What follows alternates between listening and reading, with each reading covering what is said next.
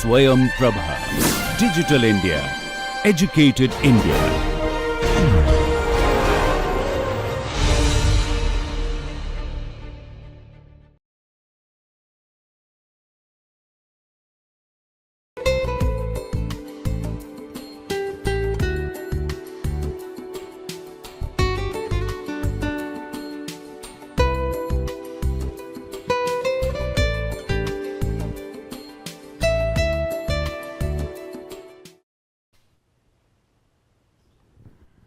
Hi all, today we are going to discuss the different aspect of freight rates and freight rate derivatives. So, let's first understand what is the physical market for freight rate. So, all of us we know that freight rate can be for road, freight rate can be for railways, or freight rate can be also for sea freight. Now, today in our discussion we will be focusing more on the freight rate aspects of seaborne trade. And why would we would be focusing on the seaborne trade? It is because it is 90% of the total freight transaction happens through sea. That is, the global export import of major bulk cargo happens through sea route. So, that is the reason why we will be discussing predominantly the different aspect of sea freight and how companies can mitigate the risk associated with the fluctuating freight rates. Now, let us go to. So, as I mentioned, 90% of the world's total export import by volume happens by sea. And when we are talking about the word freight, so freight rate means the rate which a charterer or a hirer of a ship pays to the company which is owning the ships, or the shipper or shipping company. So, charterer is the party which needs a ship for transport of cargo from one place to another place. And who are the charterers? Charterers are the bulk producer of commodities and consumers of commodities, as well as exporters and importers of bulk commodities. And when we are talking about bulk cargo, this bulk cargo can be categorized into two different categories. So, that is your dry bulk cargo and your liquid or wet bulk cargo. And why are we making a distinction of between dry bulk cargo and wet bulk cargo? Because the kind of ships required to ferry these two types of cargo are different.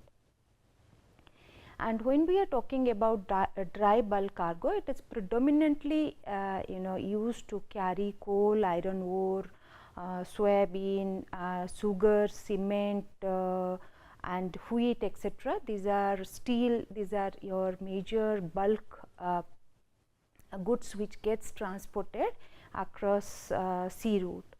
And when it comes to the liquid bulk cargo, it is predominantly crude oil and crude oil derivatives such as petrol, diesel, and liquefied natural gas, and cooking oil and soybean oil, etc. And out of this liquid cargo, a humongous portion or a large portion of the total cargo is for the crude oil. So, crude oil through tanker ships constitute a major portion of the total weight cargo which gets transacted. Now, let us go to, let us discuss little bit of different types of contract which is signed by the ship owners and the charterers for transporting this bulk good. So, this this freight contracts, physical freight contracts can be categorized into three different categories. So, these are your voyage charter contracts, contract of affreightment, and time charter contracts. So, let us go one by one. What do we mean by voyage charter contract? In a voyage charter contract, the charterer and the shipping company enter into a contract for for transacting or transporting goods for one voyage. So that is the why these are known as your voyage contracts. And also the name of the ship in which these goods are going to be transacted, that is also very categorically mentioned. And normally payment is per ton or a lump sum basis. In fact, if we can draw a parallel, it's like taking a taxi for a hire for a day. So we just pay either per kilometer basis or a fixed some amount, maybe whole day, morning till evening we take, and we pay maybe 3,000 rupees, and that's a kind of agreement we do when we are hiring a local taxi. So that is exactly a voyage contract in the shipping parlance. Now let's focus little bit of our understanding on what do you mean by name and why ships needs to be named. Please see this attachment. This is again a snapshot which is from the Commodity Derivatives and Risk Management book of mine. Please see this one. This is this particular snapshot is titled as a registration and naming of ships, and this is this naming of ships is not a requirement by Indian government or any country specific government. There is a United Nations Convention on Condition for Registration of Ships governs in the need for registering each and every ship.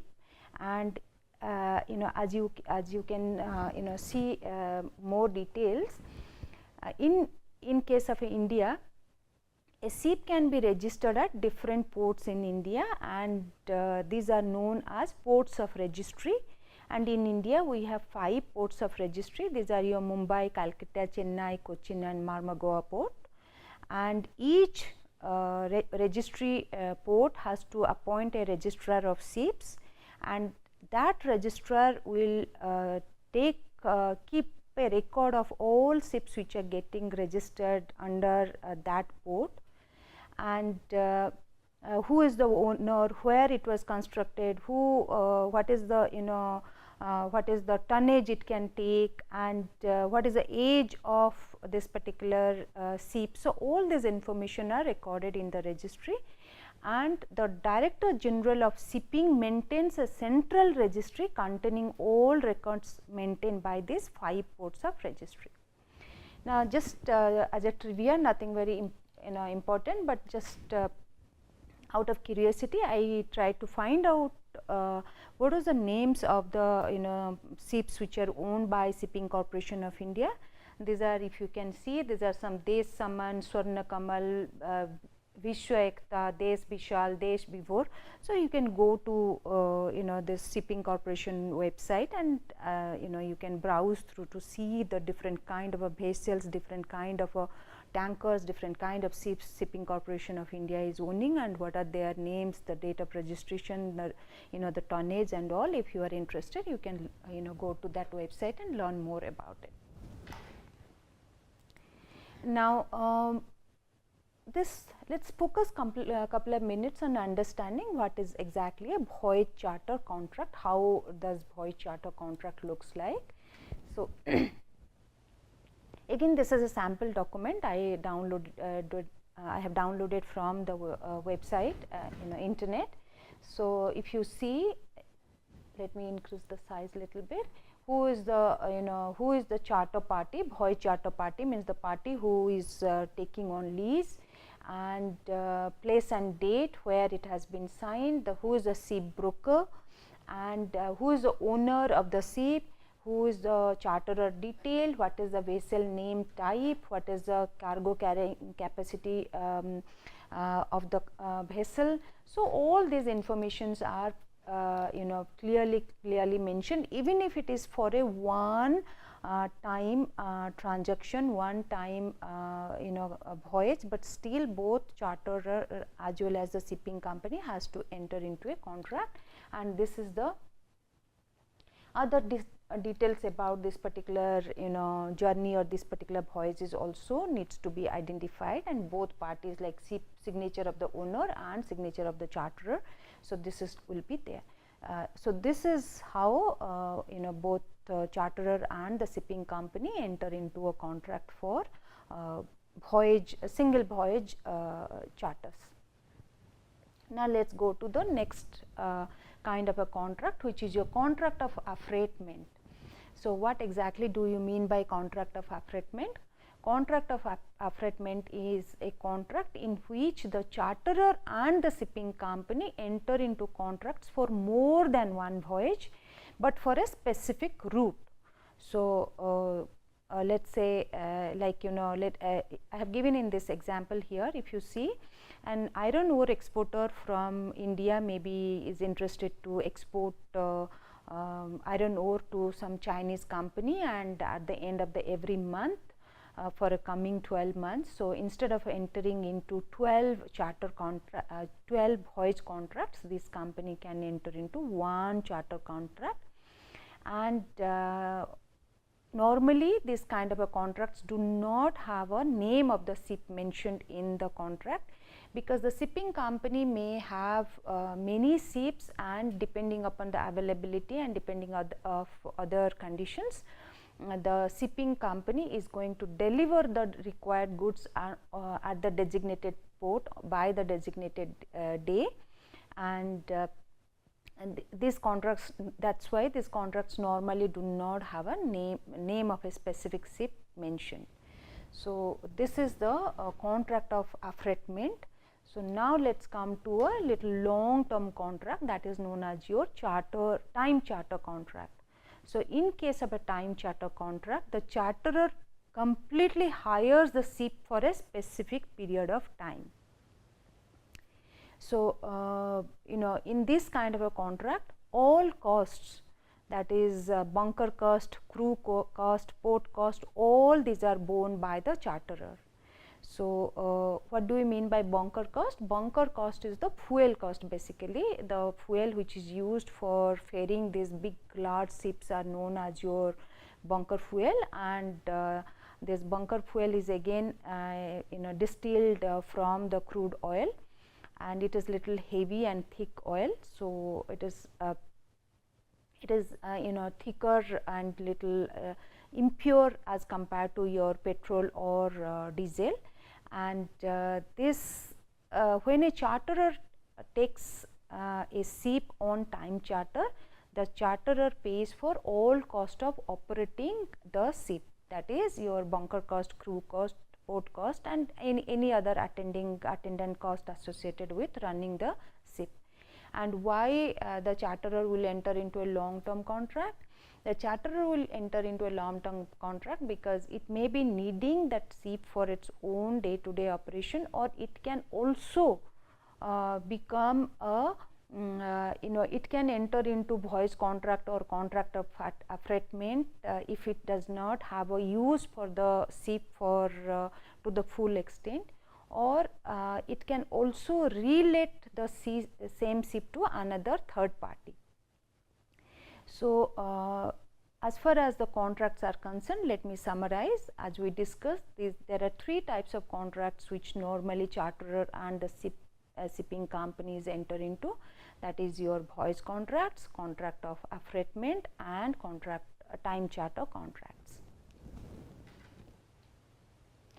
Now, before we go into the derivative contract, let us spend some time understanding little bit about dry cargo ship sizes. So, this is very important because these fundamental factors will be used to discuss, or will be used for when we will be discussing our derivative contracts on freight rates. So, how do we categorize this dry cargo ship sizes? It is again it is a international maritime convention kind. It is not a country specific, and it is based on the deadweight tonnage of a particular ship. And what do we mean by deadweight tonnage? Deadweight tonnage indicates the carrying capacity of the ship, the cargo carrying capacity of the ship, and it does not include the ship's own weight. So, dead weight tonnage, as I mentioned, it is only the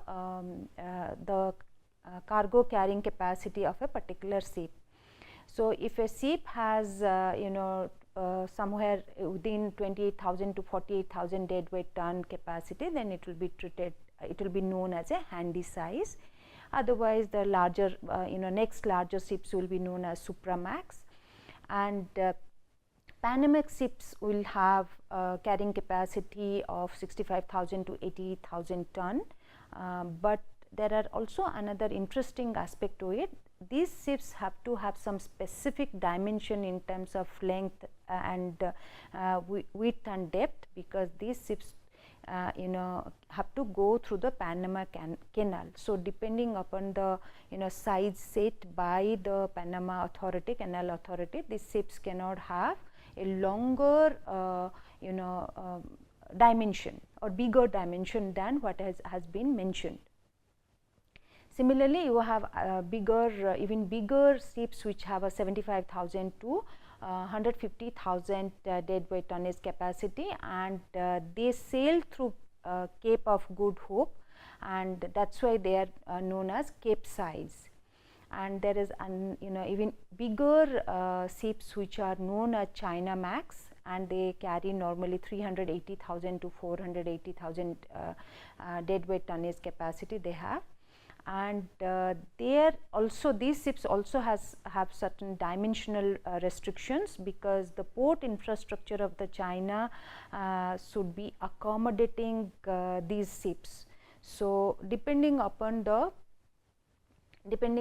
dead weight tonnage capacity and the other dimensional requirement, this dry bulk cargo ships can be categorized into handy size, Supramax, Panamax, Cape size, and China Max. Now, let us go to our discussion on how do these weight cargo ship sizes are categorized. Again, weight cargo are transported in tankers. So, we do not call these as a ships, we normally use the word tankers, and tankers carrying crude oil and this tar are known as dirty tankers. So, those tankers which start carrying this crude oil and asphalt, then these cannot be used for carrying any other liquid or any other item. So, these tankers are known as dirty tankers, and other kind of liquid like soybean oil or any other liquid natural gas and all, whatever they are other liquids which get transported in these tankers, they are known as clean tankers. Now, going to the size specification, you have small tankers which have 10,000 to 19,000 dead weight, handy size has 19,000 to 25,000 dead weight capacity, and I am sure you may have come across these words VLCC. It is not that weight reduction clinic. So, it is VLCC is your very large crude carriers. So, these are your they have a ton dead weight ton capacity of 150,000 to 320,000 tonnage, and there is also ULCC, that is ultra large crude carriers, 320,000 dead weight tonnage capacity and above are known as your ULCC, that is ultra large scale crude carriers. Now, where do these these shippers or ship brokers and charterers meet? I mean, where there has to be a place somewhere, international export import business, somebody can anybody from, let us say, a company from India would like to export it to somewhere in a Saharan country, or to China, or it could be USA, or it could be any country in Europe. So, how do they get to know which ship to rent and or lease? So, there has to be exchange for it, and in this exchange you have buyers and sellers of the freight rate, and of course SIP brokers will be the members, and these this exchange facilitate the buying and selling of this lease or buying and selling or leasing of these SIPs. Now these three exchanges are well known in all over the world for, and these are known as your freight exchanges. So which are these three? The Baltic Exchange, the International Maritime Exchange, and Shanghai Shipping Exchange. But today we are going to predominantly discuss about Baltic Exchange, because this is the largest exchange in terms of number of SIP owners who are the members, number of charterers, and number of SIP brokers who have the ownership of who have taken the membership to operate in this particular exchange. And this is also one of the oldest exchange all over the world. It operated it started operating from 1744 onwards. So it has a beautiful, very nice, interesting history. If you go to Baltic Exchange website, there is a information session about how this Baltic Exchange has evolved through almost 250 years. So that if you are interested, you can learn more about it. Now let's go to this Baltic Exchange. So what exactly Baltic Exchange is do? Baltic Exchange in the Baltic Exchange provides a platform in which SIP brokers try to arrange try to fix the buyers and sellers of the freight. That means the charterers will be informing the SIP brokers that they need some SIP of this capacity or this tonnage, and to carry goods from this place to that place, and it is the responsibility of the SIP brokers to identify a counterparty. So this exchange platform, Baltic Exchange platform or other two exchange platform, provides that kind of a infrastructure, so that the SIP broker is able to identify, match the buyers and sellers interest. Now besides matching the buyer sellers interest, Baltic Exchange also publishes certain indices, and these are world over, these are well known, or it is reported, which measures the activity of the freight market. If the index goes up, this freight rates are going up. If the index is going down, the freight rates are going down in general. Now let's spend some time understanding couple of index, how these are created and all, because these are the basis on which, these indices are the basis on which you have derivative contracts available for trading. Now let's focus on this Baltic Exchange indices. So Baltic Exchange index, Baltic Exchange published Baltic Freight Index on daily basis from 4th January 1985 onwards. So this BFI was published for the first time on 4th January 1995 and 1985, and on this date this index is comprised of 13 voyage routes covering cargo from 14,000 metric ton of fertilizers up to 120,000 metric ton of coal. Now all of you know that an index has to represent an underlying market. So there has to be some way of collecting information with respect to the market, so that when we prepare the index and report it to the market, report it to in general, then people understand what is the condition of the underlying market. So what is the underlying market in case of a Baltic Exchange? Underlying market is the rate at which buyers and sellers, that is shippers and charterers, are entering into different kind of a contract. So that is a physical market operation. So based on that operation, or based on those prices, the index gets calculated. So it is nothing fancy and nothing more or less than the how stock exchange indices are calculated and reported. However, because there is routes involved, so and different kind of ships are involved, different kind of goods are involved, so there is a little bit of different calculation. We will take a numerical example to work out how this indices is calculated and reported. Now this Baltic Freight Index, it started in 4th January 1985, and it was subsequently many a times this index has been revised, like any equity index. New companies join and old companies are asked, are removed. Exactly, new routes were identified, and which route gets added to the exchange? The route which is probably having a more export import, more cargo transaction happening in that particular route. So that is going to be incorporated into the index, and a maybe older route, another route which does not have that much of cargo volume, probably will be dropped from the index. Now this Baltic Freight Index was rechristened or renamed. It is now known as a Baltic Exchange Dry Index. Now let's go, and I hope you are able to see this particular page. Yes. Now this is the index composition of BFI index as on 22nd February 1996. If you can see, these are 10 routes.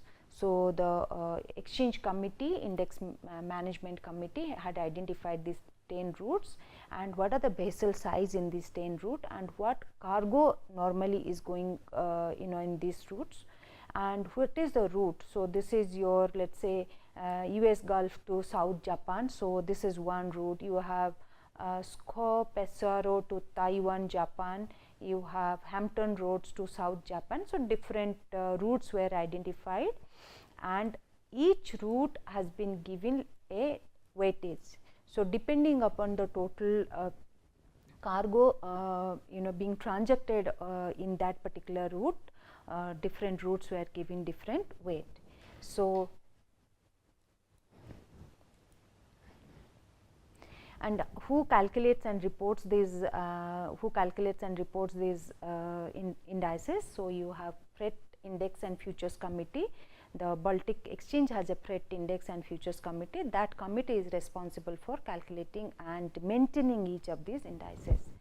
So what are the, besides the Baltic Dry Index, what are the other indices which are reported by Baltic Exchange? If you can see, these are Handy Size Index, that is Panamax Index, Supramax Index, Capsize Index, and Dirty Tanker Index and Clean Tanker Index. And here this is the link, which if you want to know how exactly each of these index is calculated, the complete document is available with this link. At this link, again, as this is a proprietary document, and I will not be able to upload this particular document when you will be seeing this video. So you have to, if you are interested, you have to download this document and spend more time on understanding how this and these indices are calculated. And I'll just take you through. I have just done a cut. I have taken some extracts from this particular document. So Baltic Exchange Index calculation, and this is the index calculation for the Baltic Exchange Cape Size Index. So if you can see route 2, it has got, if you can see, this is route 2, some route to Barrow to Rotterdam, that is mentioned. What is a weight? 10%. Similarly to Barrow to Qingdao, 15%, Richard Bates to Rotterdam, 5%. So different routes are given. And now who is going to give the quotation? I mean, what price is prevailing when a particular ship is traveling from route is traveling in the route 3, let's say. So the ship brokers, it is not the it is not the ship owners or the charterers who give the quotation. It is the quotation which is collected by the Baltic Exchange from the ship brokers, and all this information, the prices it collects, and then the weight is available, and it calculates the index and reports its index value to the world in general. So, we will be winding up this session today at this point of time. We will be continuing with the next session of taking an example of how this one of these index is calculated, and also the different other aspects of how, what are the derivative contracts on this freight rate are available. And as usual, thanking all of you, looking forward to meeting you all in the next session.